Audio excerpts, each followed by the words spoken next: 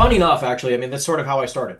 I mean, I don't know how much you know about my personal story, but like it really, I started in the single family realm, did a lot of smaller multifamilies, and then really scaled up with multis. Did mainly between, twos to 20 units was really where I started. I think I made my first million in that range when it came to commercial deals, like the smaller multifamily stuff. The one thing I want to stress to you, because you're in Ohio and Texas, your price point really matters. Yeah, I think that, yeah, that was the only. Okay, yeah. So anyways, that was one of the big things I wrote down for you, which is like we really need to make sure we work on your price point. So Okay. like single family, I'm not here to coach you on single family. I can give you some guidance from, obviously doing, well over 100 transactions a year on the residential side, so I can give you some guidance of scaling it, but I just want to be kind of clear about that. I'm That like I'm and just to let you know, I'm really not too much even worried about single family. Like okay, I'm making this investment in my education to kind of move out of the space entirely. I think sure. um my long-term goals align more with commercial, especially with me, wanting to acquire these properties as well. So Cool. I probably won't ever own a single family house. So I don't think that wholesaling is, the end all be all for me. I Sure. think even wholesaling the commercial side is just to obviously learn how to underwrite deals and acquire them myself.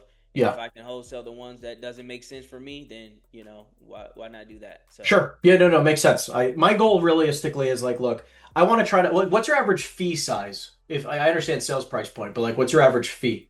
anywhere from 15 to 20. Yeah, I'm gonna look for a wholesale deal that's not terrible. And my biggest thing is really just making sure that you can make as much money on the deal as possible. I mean, look, I'm not even telling you that I wouldn't stop doing the residential wholesaling because obviously that's where you're paying a lot of your bills. But I would tell you that like, one day a week, I would definitely spend time on the commercial side, and then we're gonna start targeting $1 million+ deals. Just because like in the commercial world, I mean, don't get me wrong, you can still make some solid money on smaller deals, but to go through all the energy and effort to, transition and all those kinds of things, you definitely want to be making at least 50+ thousand per deal, right? I'd say is like typically the lowest benchmark I would give you for commercial deals. Okay. And also, are you licensed? I just couldn't remember.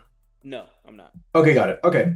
So a couple things also to stress because you're not licensed. So I want to speak a little bit differently than I would talk typically. Okay. There is possibly some value of getting licensed, number one. Only because in the commercial world, the one thing I just want to stress is that, we make, again, a wholesale deal, okay?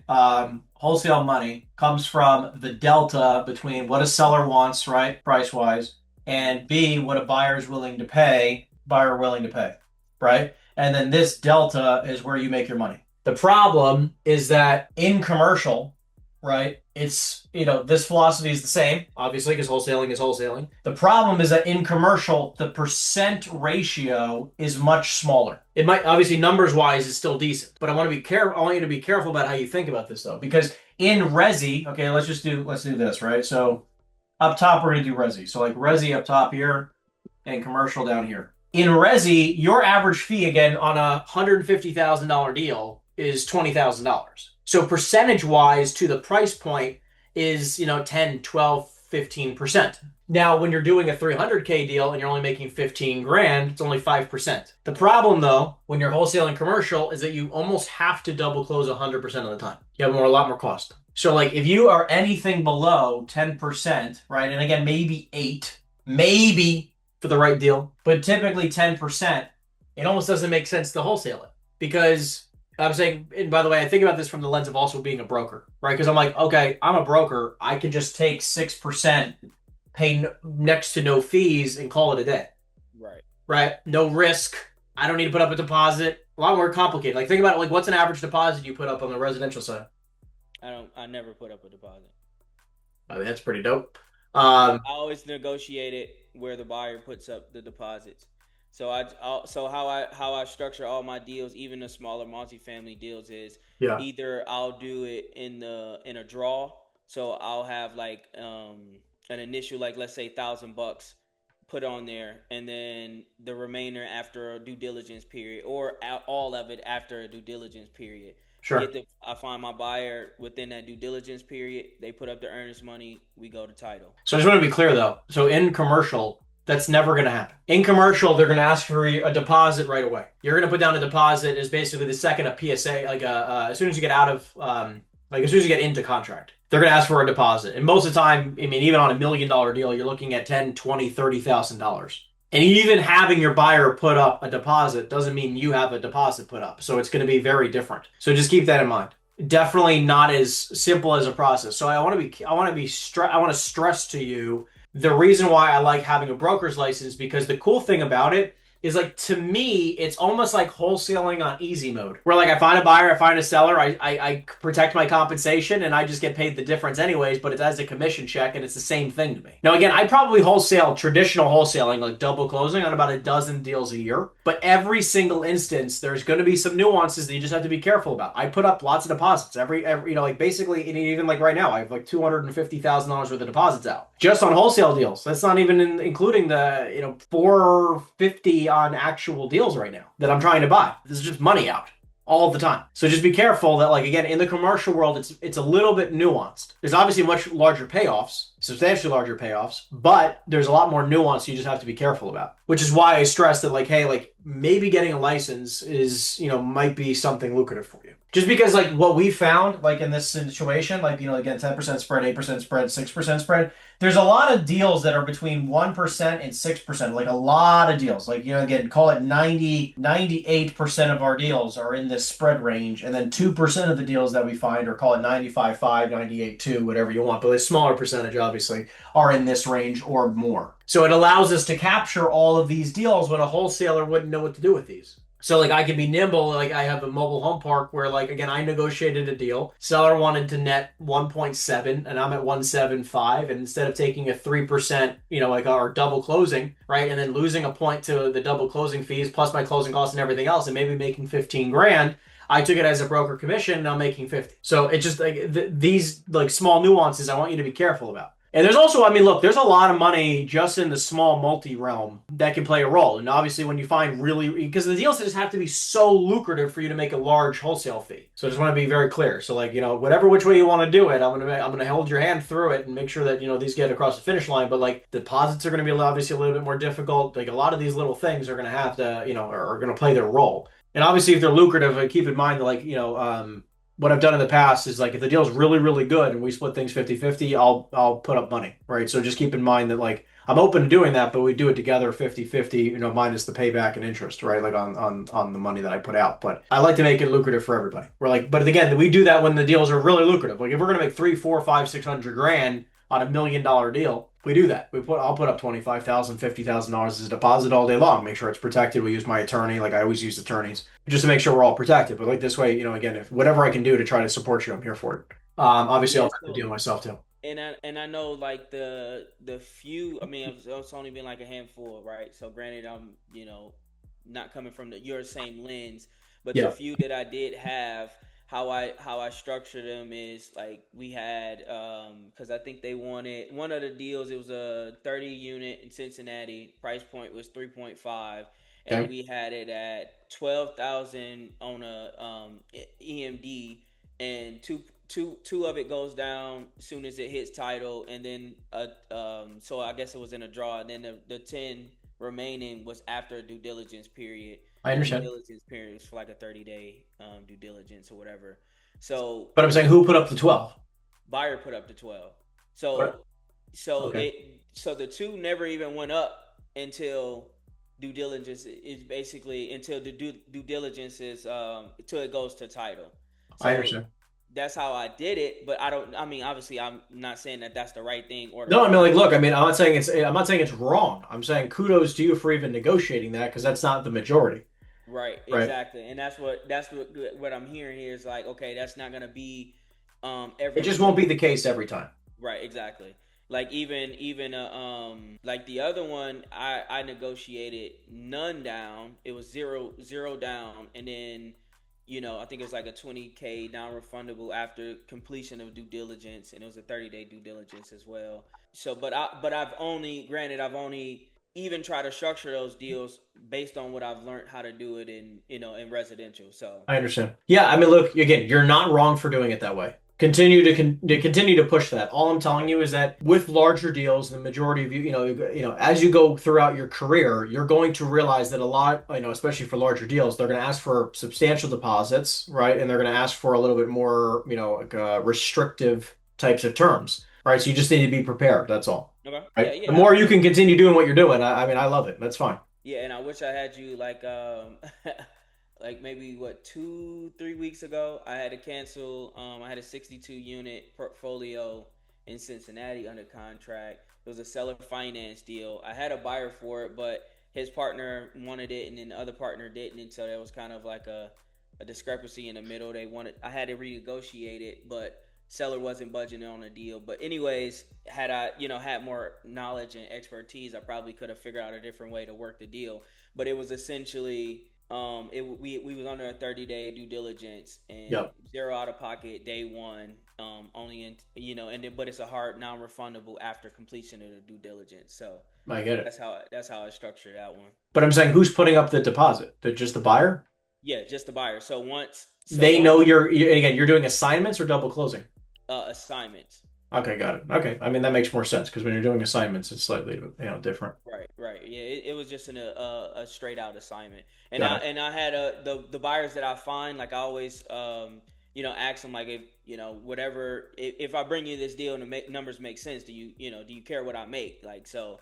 Yeah, I have those type of conversations with them, and if I feel like they saying okay, no, it don't matter. I mean, if the numbers work for me, I'll pay whatever the fee is in sure. between or whatever, and that if that's okay, then I'll move forward with them. Some people they don't like it, they just say, oh well, I want to keep it at this certain range, so at least I know going forward with them I would Yeah, either have to it's double just close. transparent up front.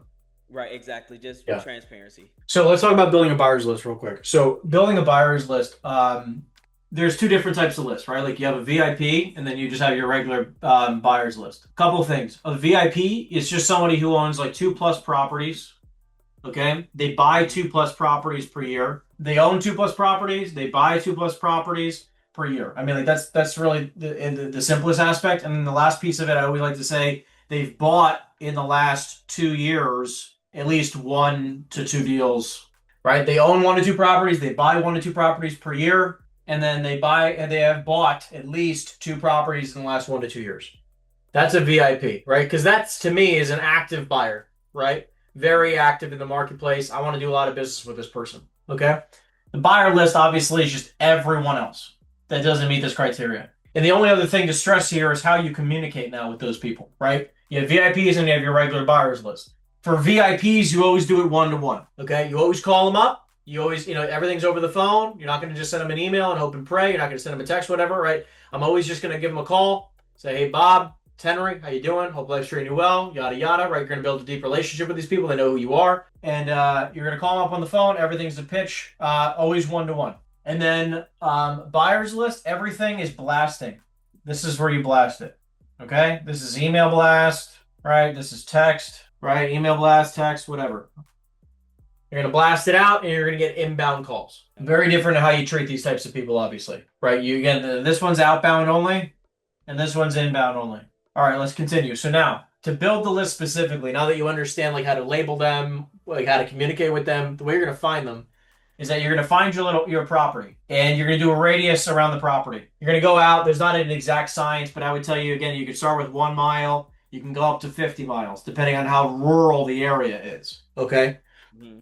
But the geographic is less important than the amount, right? The number of buyers. Well, that's the most important piece is the number of buyers. Geographically, again, like it's whatever is necessary. But the number of buyers should range typically at a minimum, you should be looking for like 20, but you can go as high as, 200. But I'll explain what I mean. So you have this radius. This is your subject property right here. Okay. And you're going to continue to zoom out until you've seen, and I'm going to show you how to do this on Reonomy in a second. Right. Okay.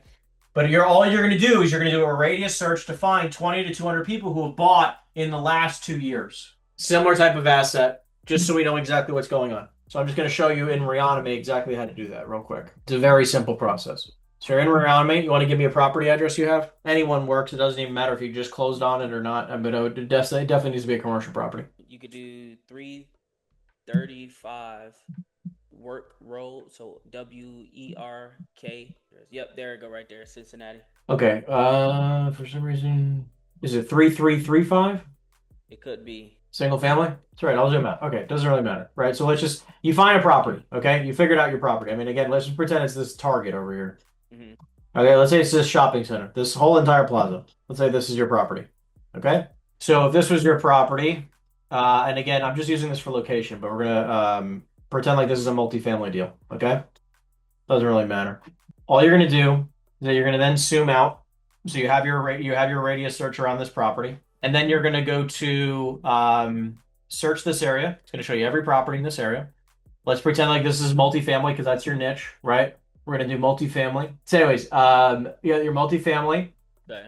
Okay, you hit apply. So we're only gonna look at multifamily. We're then gonna look at sales in the last 2 years, so within the last 2 years, and then we're gonna then get a little bit more granular because you have obviously a lot of properties that have traded in the last 2 years, right? A lot of multifamilies have traded in the last 2 years. Obviously, this is a very big radius, but we're gonna zoom in a little bit. But we're going to make sure it includes a phone number, and we're going to make sure that they have at least in the properties in portfolio. I always like to start with this and just say minimum two properties in their portfolio. Okay, now I'm down to 476 properties. Now, one thing, by the way, you can either sort it by properties in portfolio, or you could do this, right? So you can do total units. Let's say you have a 10, let's say the building is a 10 unit, right? So you're going to do 5 plus just to try to find some people who are similar. So 5 plus units. And then I'll get rid of like 2 properties in the portfolio, just to add there's not a lot of extra ones, but there you go. These are all the properties that have sold in the last 2 years that they're above 5 units marked on Reonomy because there's a lot that are not marked and they have a phone number. And then what you're going to do is last thing, because again, this is where your property is over here as an example, right? I said 50, 20 minimum. This is 67 based on this radius, or 88 based on this one. What you can do now is you can go to owners and you can look at all the details. So like Brent Loring owns a bunch of them. You can even go by property portfolio assessed value, right? Like obviously we're not going to do work with Highland Capital. I doubt it. But again, this guy, Jets Service might be a decent one. You have Core Real Estate Capital might be a decent one. Matthew Henderson might be a good one. Anyways, you have 117 property owners that might be these are going to be the most lucrative people in your market. It's literally that simple. You call them all up and say, "Hey, I got a deal," and you're going to vet them and you're going to see if it makes sense to send it their way. Does that make sense? Yes, absolutely. And all you do literally is that you go back to properties and you export this list. That's it. You just go to export, you call the list. So that's the buyer's list. We can go on to KPI structures. We can do follow-up. What do you want to talk about? KPI structures. Okay. So one of the major pieces here, especially with wholesaling, right, is leads generated. Number two, offers made. Okay. And then number three is offers accepted. Now, what's interesting to me is that these are very common for wholesaling, but it doesn't, again, another piece of this, by the way, is because this is you, right? Like this is like call it starting offers. This is from you, right? Starter offers. This is also you, right? A starter offer. This is your offer. Now, I would also say then true, this is from an actual buyer, true offers received. True offers received. Now, this is from an actual buyer. So leads generated, your own efforts, offers made from your on those leads, right? Which should be as close to 100% as possible. Starting offers accepted. We obviously would not want it to be 100%. That means you're offering way too much freaking money. But you're going to start calculating these. But the big piece here at the bottom, because I don't really have a true offer accepted percentage ratio, it really just depends on the deals you're targeting. But the true offers received is very important. I would try to get one per day because it's like I would like to try to get at least 2 seller leads a day, 1 buyer lead a day, and then 1 true offer received per day, which means that you have to do what very regularly? Pitch deals. Yes, absolutely. You got to be on the phone pitching deals, right? And it's both sides of the coin every day, generating seller business, generating buyer business, pitching deals, negotiating deals all day. But these are like the main pieces that you can be looking at. Really quickly, now the offers made to offers accepted, obviously you can't pinpoint a percentage, but what's a good metric to try to aim for at least? Well, I would say this, right? Like you're going to realize that most people are going to be like single digit percentages. It's not about, because I want you to understand what I truly care the most about is not, you don't need to close hundreds of deals. I mean, obviously that sounds great in theory, but what's most important to me is that we take your average fee amount and like we get it to like $100,000. Like that matters to me the most. So it's not necessarily on a percentage ratio where like, oh my God, it's 9% versus 2%. It's saying like, okay, well, this year we closed 6, but we closed an average of 80 or 100K a deal. that to me is a bigger win than saying, hey, we have a 17% accepted rate, but we're only making 15K a deal. And I think that's the mindset shift from single family to commercial, where Yeah. residential is just volume. The more volume, but commercial, it seems like it's more quality over quantity. And it's both, right? Like again, like I agree with you 100%. Like with commercial, it's more about, especially with the deals I buy. I'm standing at bat. I'm not a sports player at all. Okay, I don't even watch sports, but this is the best analogy I'm going to give you. Okay, Brandon actually makes fun of me all the time because of my analogies in sports, even though I don't really watch anything. But me, it's essentially I'm sitting at a batter like at home plate, and I got a pitcher who's just tossing them up at me. And I can sit here as long as I need, and I don't need to swing at anything that I don't think is going to be a grand slam. Wholesaling, I want you to understand, like obviously in resi, you got to hit every single possible. Right, exactly. What I want you to think though is that in commercial, when you buy it, I'm looking for grand slams. For wholesaling, I'm looking for doubles or triples. So you just have to understand, like singles aren't worth it, doubles are barely worth it, and triples are barely are around where I like to be for wholesaling. Right. Okay? It's literally like, again, stupid, baseball reference, even though, again, it's kind of stupid, but I want you to kind of understand my thinking. I talk about the four lenses, Uh-huh. right? So like the multiple lens strategy, right? You got a home run, which is buying it. You got a third, a triple, which is wholesaling it in my world. Off-market brokering is a double, and then listing it for sale is a single. Right. And I get to just I get to figure out the placement. But like when you're looking at a quality of a deal, this is how I'm thinking about it. Okay. And I like your sports reference, by the way. It's Thank you. Thank you. easy to understand. Yeah, I appreciate that. I was like, I saw the Yankees hat. I'm like, all right, I got to talk about baseball.